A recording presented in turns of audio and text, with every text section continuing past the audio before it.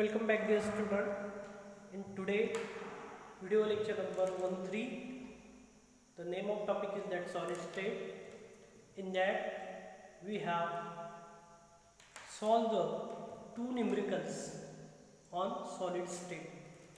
आज आपण solid state चा जो 13 नंबरचं जे लेक्चर आहे त्या लेक्चरमध्ये सॉलिड स्टेटचे दोन प्रॉब्लेम्स आपण सॉल्व करणार आहोत. त्याच्यातला पहिला प्रॉब्लेम मी रीड करतोय. And element with molar mass 27 gram per mole forms a cubic unit cell with edge length 405 pm if the density of element is 2.7 gram per centimeter cube. What is the nature of cubic unit cell? हा पहिला जो problem आहे या पहिल्या problem मध्ये कुठला formula वापरायचा आणि तो कसं सॉल्व करायचं ते मी तुम्हाला समजून सांगतोय. पण जनरली तुम्ही असं लक्षात ठेवा, सॉलिड स्टेट मध्ये प्रामुख्याने एकच फॉर्म्युला आपण यूज करतो, तो म्हणजे density D is equal to Z into M divided by A cube into NA. Z म्हणजे त्याला आपण total number of unit cell असं म्हणतो. सिंपल क्यूबिक मध्ये 1 असतो, बॉडी सेंटर मध्ये 2 असतो आणि फेस सेंटर मध्ये 4 असतो. M म्हणजे मोलार मास, A म्हणजे त्याची एज लेंथ आणि NA म्हणजे एवोगाड्रोस नंबर. तर दिलेल्या ह्या न्यूमरिकल्स मध्ये आपल्याला विचारलं की what is the nature of unit cell. मग आता नेचर ऑफ युनिट सेल आपल्याला डिटरमाइन करायचं असेल तर नेचर कशावर डिटरमाइन करू शकतो. जर Z ची किंमत 1 आली तर आपण म्हणू शकतो it is a simple cubic structure. जर Z ची किंमत 2 आली तर आपण त्याला म्हणतो बॉडी सेंटर क्यूबिक स्ट्रक्चर. आणि Z ची किंमत जर 4 आली तर त्याला आपण म्हणू शकतो फेस सेंटर क्यूबिक स्ट्रक्चर. मग आता आपल्याला हा प्रॉब्लेम सॉल्व करायचा आहे. हा प्रॉब्लेम सॉल्व करत असताना काय काय दिले आणि काय काय काढायचंय. तर प्रॉब्लेम वाचल्यानंतर तुमच्या असं लक्षात येईल and element with the molar मास कधी दिले 27 ग्रॅम पर मोल. त्याच्यानंतर त्याची एज लेंथ दिली 405 pm. त्याची डेन्सिटी दिलेली आहे, त्याची काय दिलेली आहे डेन्सिटी दिली आहे 2.7. बघा ही डेन्सिटी दिली 2.7. त्याच्यानंतर हे तिचं मोलार मास दिलेलं आहे. त्याच्यानंतर त्याची एज लेंथ दिली 405 pm. मग आता फॉर्म्युला कुठला वापरायचा. प्रॉब्लेम सॉल्व करत असताना दिलेल्या प्रॉब्लेम मध्ये काय काय दिलेलं आहे ते आधी लिहून काढायचं. त्याला आपण गिव्हन डाटा असं म्हणतो किंवा सोल्युशन असं म्हणू शकतो. तर म्हणून मी इथे लिहिलेलं पहिलं सोल्युशन मध्ये पहिलं काय दिलं की मोलार मास. मोलार मास कुठल्या अक्षरात दाखवला तो कॅपिटल M ने. The molar mass we have written that 27 gram per mole. त्याच्यानंतर एज लेंथ म्हणजे स्मॉल a त्याला आपण कडा असं म्हणतो. किती दिले 405 pm. pm म्हणजे पिकोमीटर. pm म्हणजे काय पिकोमीटर असं त्याला म्हटलं जातं. ओके. त्या पिकोमीटरचं रूपांतर मी कशात केलं सेंटीमीटर मध्ये केलं. कशामध्ये केलं सेंटीमीटर मध्ये केलं. आता 405 pm चं रूपांतर मी सेंटीमीटर मध्ये केलं म्हणजे दोन घरं इकडे सरकलो. 10⁻10 पॉवर होती, 10⁻10 पॉवरचं रूपांतर 10⁻8 मध्ये झालं. म्हणून हे कसं दिलं 4.05 × 10⁻8 सेंटीमीटर इथे झालं. त्याच्यानंतर डेन्सिटी दिलेली आहे 2.7 ग्रॅम पर सेंटीमीटर क्यूब. मग कुठला फॉर्म्युला वापरणार. फॉर्म्युला जर आपण वापरला तर एकच फॉर्म्युला त्याच्यामध्ये असतो. तो फॉर्म्युला म्हणजे density D is equal to Z into M divided by NA into A cube. मग याच्यामध्ये काय काय दिले काय काढायचंय. डेन्सिटी माहिती, डेन्सिटी दिलेली, मोलार मास दिलेले, NA ची किंमत कशी असते कॉन्स्टंट असते, फिक्स्ड असते. ती आपल्याला 11वी पासून माहिती आहे 6.022 × 10⁻³ असते. त्याच्यानंतर एज लेंथ ची किंमत दिलेली आहे 405 pm. त्याचं रूपांतर आपण सेंटीमीटर मध्ये केलं. आणि मग आपण ह्या दिलेल्या फॉर्म्युल्यापैकी D ची किंमत माहिती, M ची माहिती, एवोगाड्रोस नंबरची माहिती, एज लेंथ ची माहिती कशाची काढायची Z ची काढायची. मग फॉर्म्युला आपण कन्वर्ट केला z is equal to d into na into a cube divided by m. मग आता काय केलं मी putting this all this value मी किमती टाकल्या तर पुटिंग ऑल दिस व्हॅल्यू मध्ये काय आलं बघा what is the value of d 2.7. तर मी एक किंमत टाकतोय बघा ते पुसतोय मी तर लक्ष द्या मग व्हॅल्यू टाकल्या लक्ष द्या इकडे त्या व्हॅल्यू टाकल्यानंतर काय आहे बघा putting this value so that z is equal to what is the value of d that is a 2.7 gram per centimeter cube. Okay, then what about the h length 4.05 into 10 raised to minus 8 centimeter that's a cube. Then what is the Avogadro's number 6.022 into 10 raised to 23 into 10 raised to 23. Okay त्याचं काय केलं आपण ॲव्होगाड्रोस number घेतला 6.0 into 10 raised to 23 divided by what about the molar mass. The molar mass is that 27 gram per मोल. इथे हा मोल असतो आणि हा मोल असतो सो काय झालं cancel this gram and this gram is get cancel. मग आता कॅल्क्युलेशन करायचंय तर कॅल्क्युलेशन करत असताना आता बघा कॅल्क्युलेशन कसं केलं जाईल 2.7 4.05 10 raised to minus 8 त्याचा क्यूब आहे 10 raised to minus 8 चा क्यूब 10 raised to minus 24 त्याला मल्टिप्लाय आहे म्हणजे जर आपण लॉगच्या सहाय्याने किंवा याच्या सहाय्याने कॅल्क्युलेशन करायचं केलं तर ते कसं येतं बघा लक्ष द्या. How to write that this can be written in this way that is we have written that z is equal to 2.7 into 6.022 into 10 raised to 23 into याचा क्यूब घेतला 10 raised to minus 8 चा क्यूब किती आला 10 raised to minus 24 किती आला तो 10 raised to minus 24 आला आणि 4.04 चा क्यूब घेतला तो किती येतोय 66.430 डिवाइडेड बाय व्हॉट इज 27. आता याचा जर पूर्ण तुम्ही लॉग अँटीलॉग घेतला आणि सॉल्व केला याचा लॉग घ्यायचा याचा लॉग घ्यायचा याचा लॉग घ्यायचा त्या लॉगची काय करायची बेरीज करायची त्याच्यातून हा लॉग वजा करायचा आणि येणाऱ्या उत्तराचा काय घ्यायचा अँटीलॉग घ्यायचा. जर मी हे कॅल्क्युलेशन केलं तर z इज इक्वल टू काय तर 108 into 11 108.11 into 10 raised to minus 1 divided by 27 आणि हे जर कॅल्क्युलेशन मी पूर्ण केलं तर what is the value of z. The value of z is equal to 4. ती व्हॅल्यू काय येते z ची 4 येते.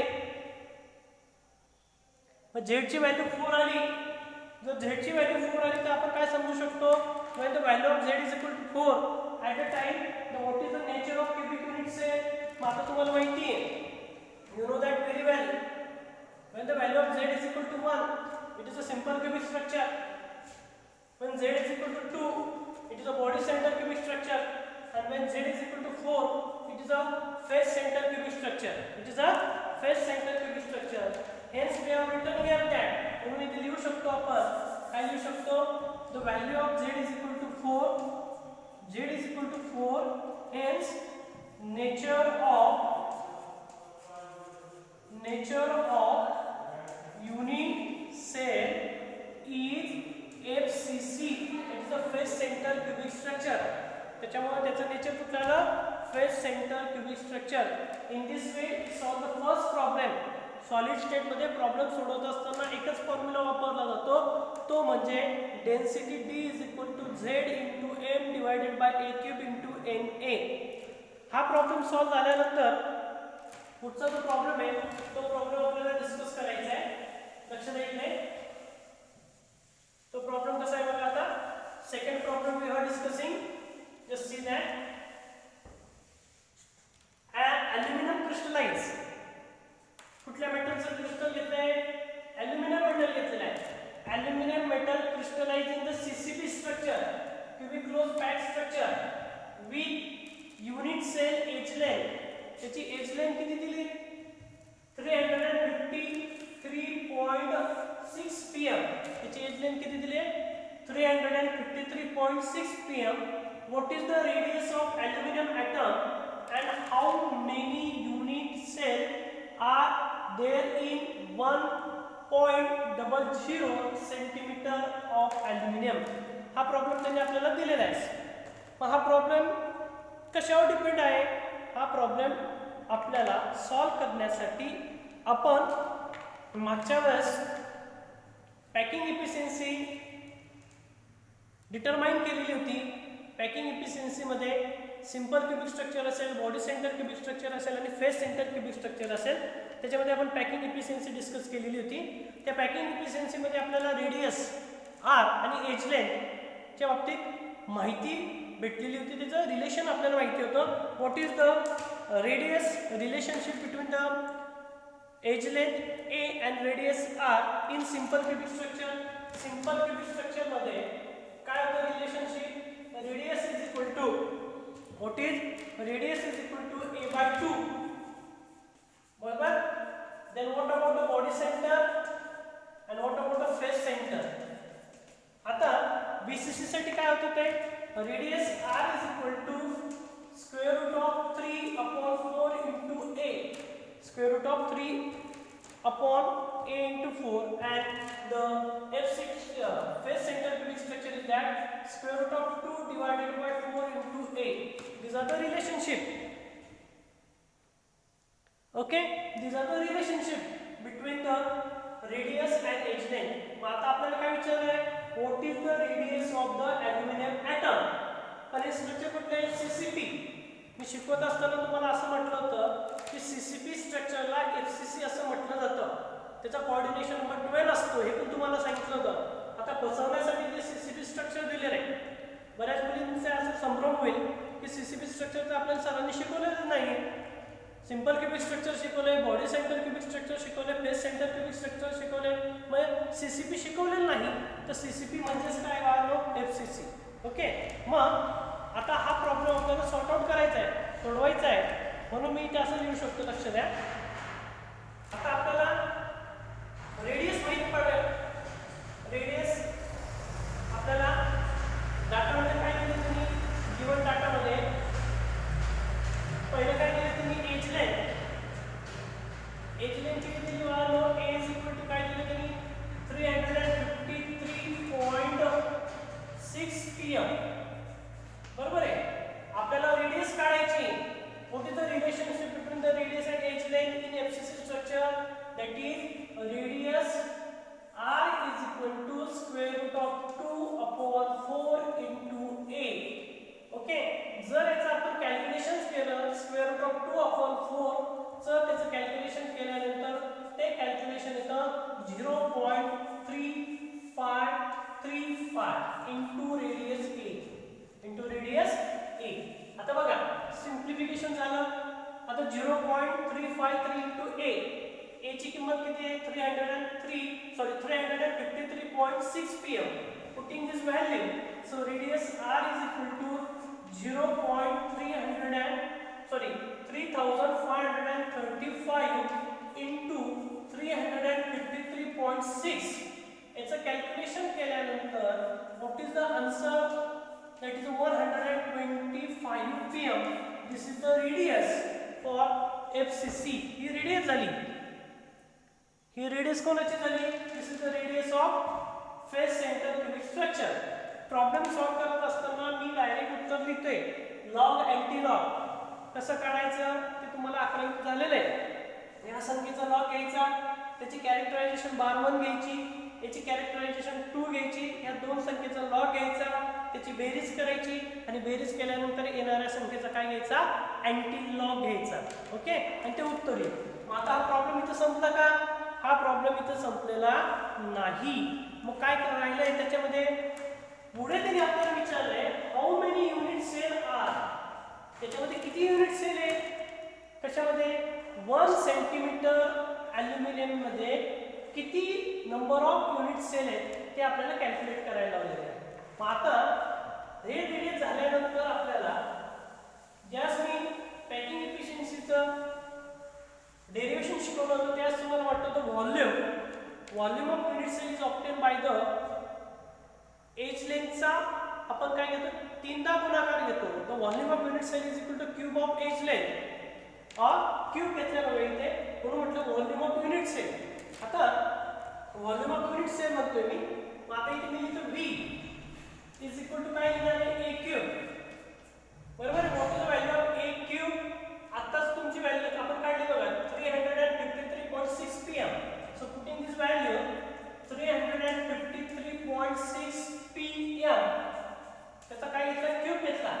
पण आताच एक उदाहरण सोडवलं होतं मी त्याच्यामध्ये तुम्हाला लिहिलं होतं pm म्हणजे 1 pm is equal to picometre त्याला म्हटलं होतं 1 × 10⁻10 सेंटीमीटर. बरोबर आहे. तसं आता हे कसं लिहिणार मी 353.6 × 10⁻⁻ काय लिहिणार ते 10 सेंटीमीटर. बरोबर आहे. तिथे लिहिलं 10 सेंटीमीटर.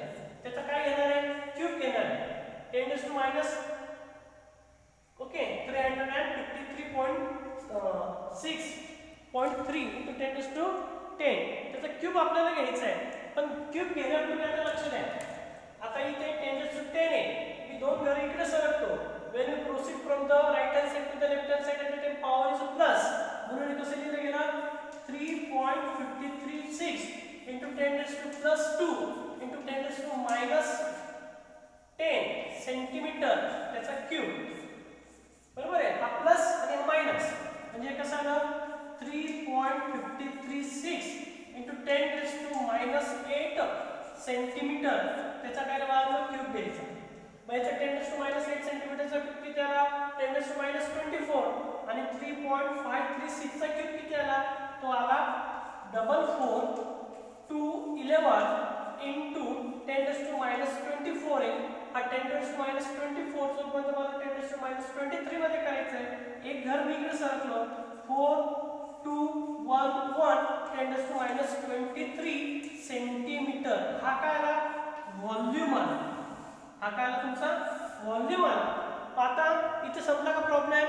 इथे प्रॉब्लेम संपलेला नाही. तर त्यांनी काय विचारले हाऊ मेनी युनिट्स आहेत. युनिट सेल डिटरमाइन करायचे आहेत आपल्याला. मग युनिट सेल डिटरमाइन करायचे असतील तर फॉर्म्युला आपल्याला काढावा लागतो total number of unit cell is equal to total volume divided by size of each unit cell. आता लक्ष द्या. आता याच्यामध्ये जेव्हा आपण कॅरी आउट केली तर कॅरी आउट केल्यानंतर तुमच्या असं लक्षात आलं असेल की याच्यामध्ये शेवटचं त्याच्यामध्ये राहिलेलं आहे. आता व्हॉल्यूम ऑफ युनिट सेल काढायचं आहे. Sorry total volume. आता total number of unit cell is equal to total number of unit cell is equal to total volume divided by size of unit cell. Size of unit cell किमती टाकायच्या. Total volume दिलेला आहे त्यांनी त्याच्यात size of unit sale म्हणजे आपण calculate केलेली ती. ओके आणि त्याचं कॅल्क्युलेशन केलं तर कॅल्क्युलेशन केल्यानंतर जे काही उत्तर येतं ते म्हणजे किती येतं बघा 100 डिवाइडेड बाय. आता त्याच्यामध्ये त्यांनी विचारलेलं आपल्याला 100 divided by then size of unit cell. आता सेल्स काढली होती बघा आपण 4.421 × 10⁻23 आणि याचं कॅल्क्युलेशन ज्यावेळेस आपण सिम्प्लिफिकेशन करतो ते येतं 2.261 × 10⁻+23. हा एक घर इकडे सरकला म्हणजे ते आलं 2.261 × 10⁻22 म्हणजे त्याच्यामध्ये किती नंबर ऑफ युनिट सेल आले 2.26 × 10⁻22.